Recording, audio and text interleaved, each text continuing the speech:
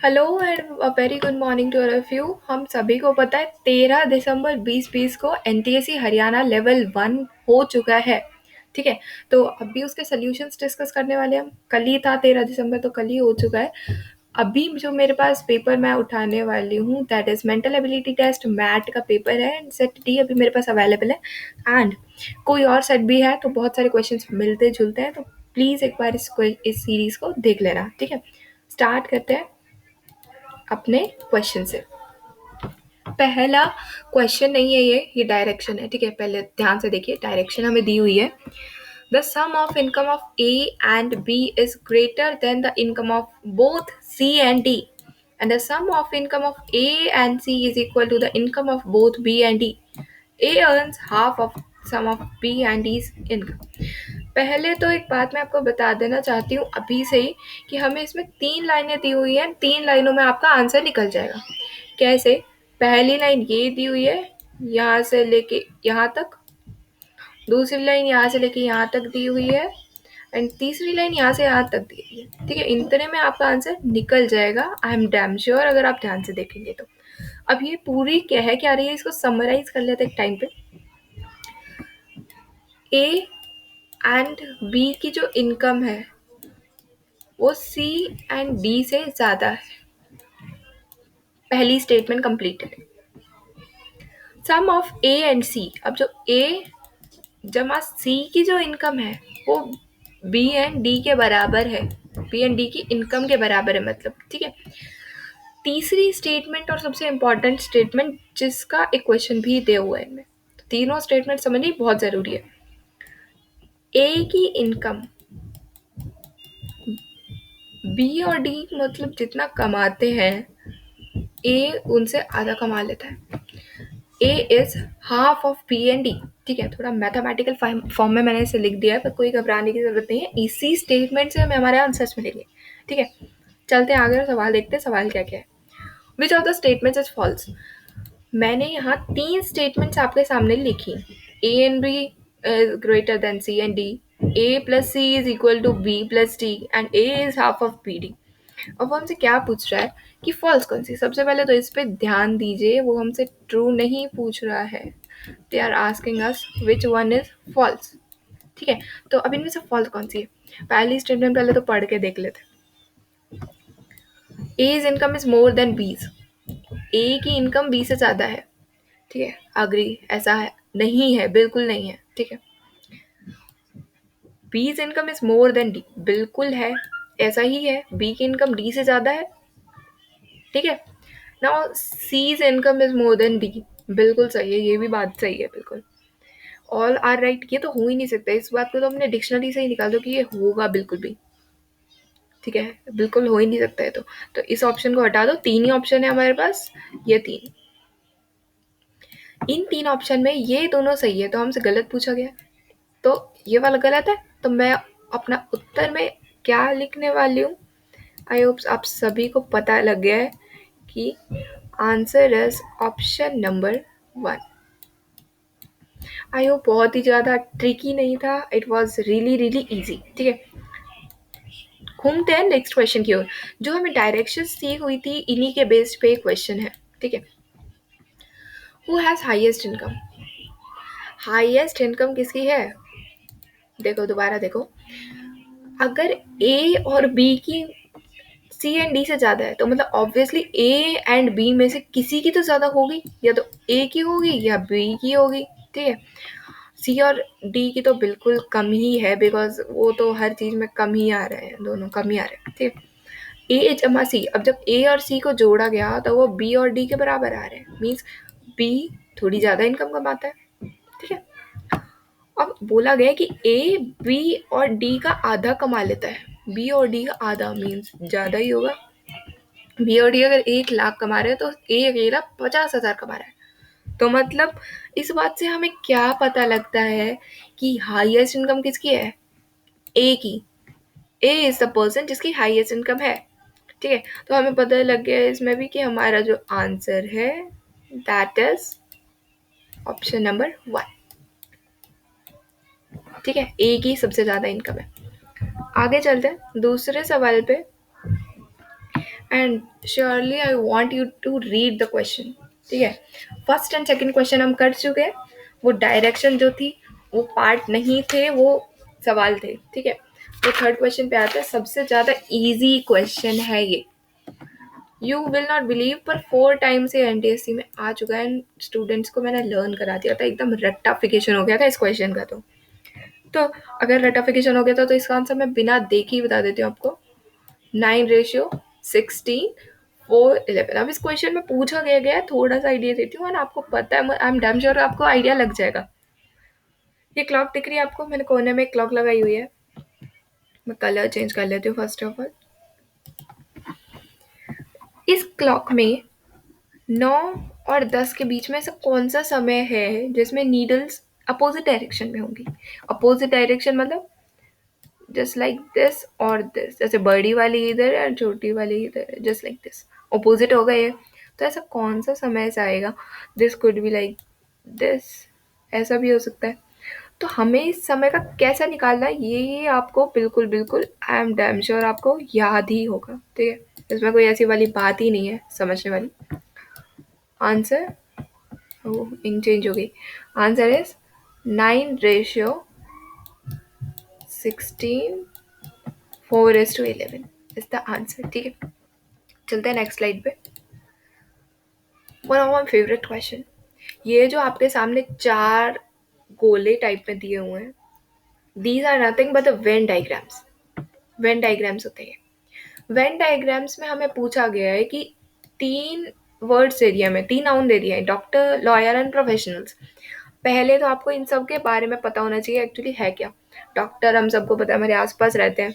Lawyers अगर आपके आसपास नहीं भी रहते हैं तो पता है सबको, वकील होते हैं। ठीक है, प्रोफेशनल, प्रोफेशनल मतलब पेशेवर।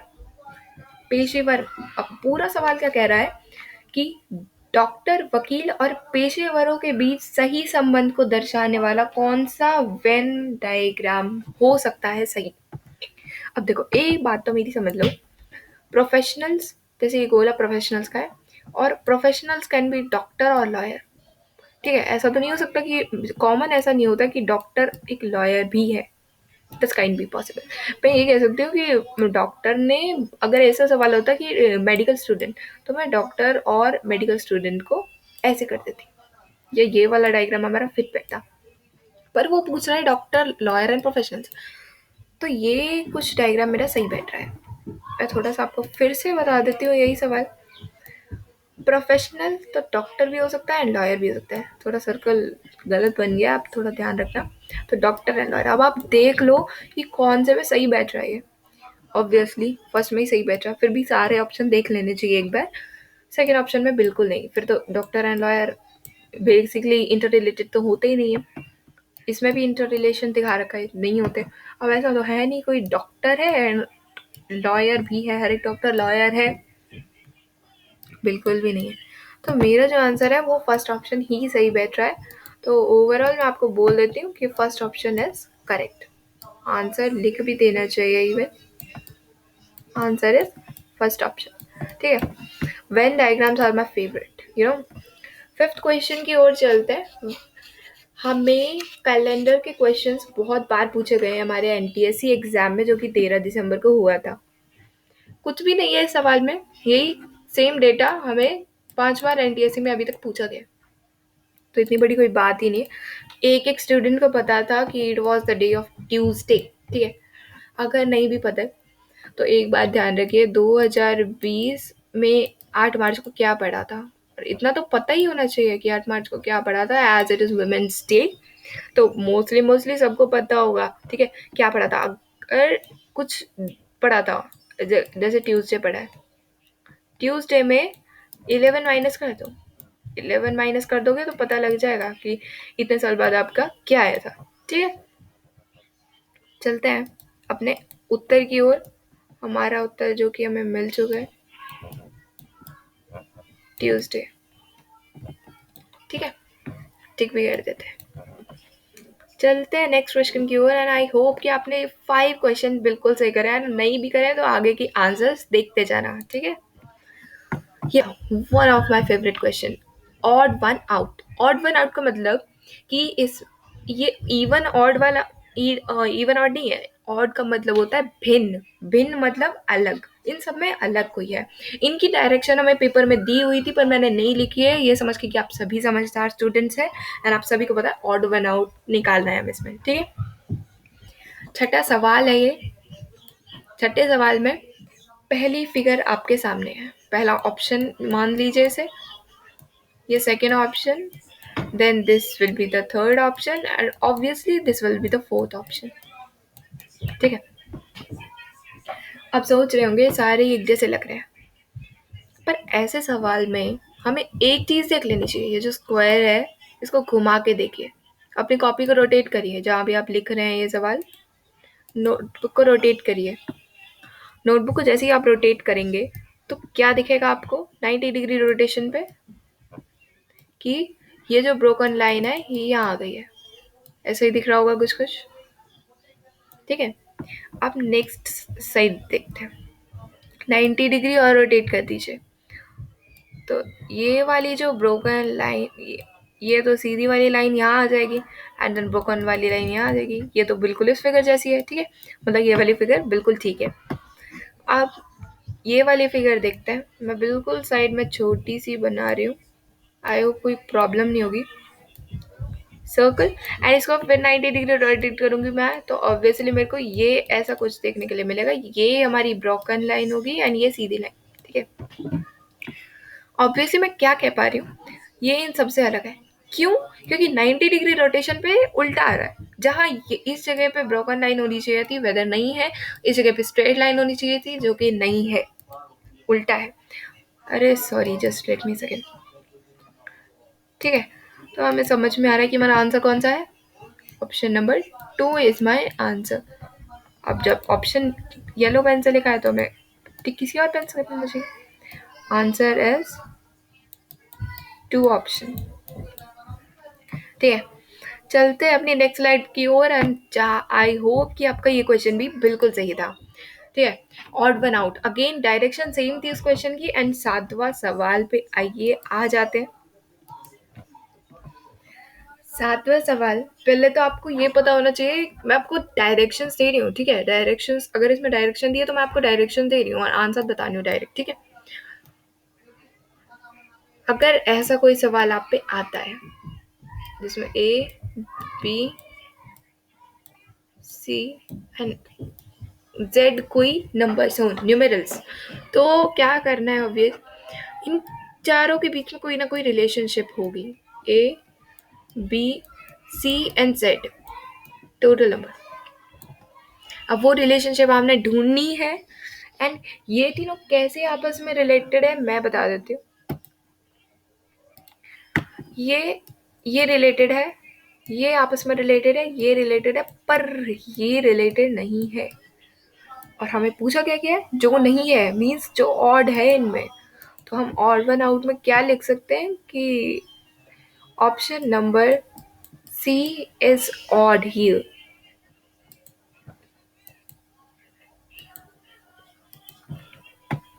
Option number c is odd, answer है option number c. I hope बड़ा मज़ा आ रहा है, आपके बहुत सारे क्वेश्चन सही हैं इसमें, और अगर नहीं है तो आगे देखिए 100 क्वेश्चन है, बहुत अच्छे से सोल्यूशन से डिस्कशन करके करेंगे। अगेन ऑड वन आउट, इस डायग्राम को पॉइंट आउट मत करना, मैंने खुद बनाई है शेप, मेरे को नहीं मिली, hence I made it on myself, ठीक है। और बहुत ज़्यादा रश हो रहा था इधर तो मैं इसको ठीक से नहीं बना पाई, whether the shape is this,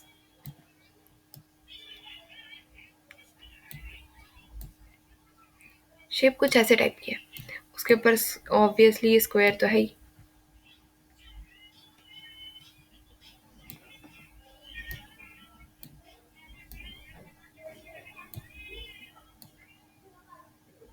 just मैं पिक्चर बना रही हूँ and just wait a second. अब हम इनमें ऑर्डर वन आउट ढूंढते हैं, इस वाले को भूल जाइए, ठीक है। ये वाली पिक्चर सबसे पहले तो हमें एक ही चीज़ दिख रही है, ये क्लोज्ड है, ये क्लोज्ड है, ये भी क्लोज्ड है, ये भी क्लोज्ड है, पर लास्ट बची ये, जब ये सारी क्लोज है और ये ओपन है एक जगह से, ये इसका गेट क्यों खुल रहा है, तो ये ऊपर है तो ओपन, हमारी ऑड हो गई।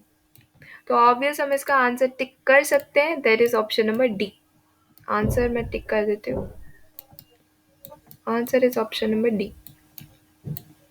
फाइन, बड़ा मजा आया इस क्वेश्चन को करने में। Now I want to you to just remember all these questions, ठीक है? बहुत इंपॉर्टेंट क्वेश्चन थे, अगले साल के एनटीएससी में भी आ सकते हैं, 2022 के एनटीएससी में भी आ सकते हैं। तो सबसे पहले तो इन क्वेश्चंस को आपको याद रखना है, ठीक है? अब एक छोटा सा क्विक रिकैप ले लेते हैं।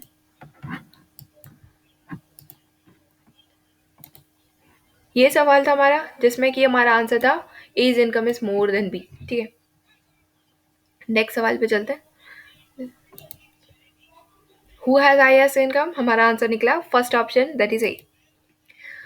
थर्ड क्वेश्चन में सबको पता है हमारा आंसर निकला ऑप्शन नंबर सी। फोर्थ में हमारा आंसर निकला ऑप्शन नंबर 1। फिफ्थ क्वेश्चन में हमारा आंसर निकला था option second, Tuesday. Six question में हमें ऑड वन आउट फाइंड करना था एंड हमारा आंसर था option number B. Seventh question में ऑप्शन नंबर सी हमारा आंसर था, क्योंकि हमने इनमें बीच में रिलेशनशिप ढूंढी थी और जो कि हमें ऑप्शन सी में नहीं मिली, ठीक है? Eighth question, the easiest question, जिसमें ओपन एंड क्लोज फिगर हमें बस ढूंढनी थी, जो कि हमने ढूंढी एंड द बेस्ट आंसर।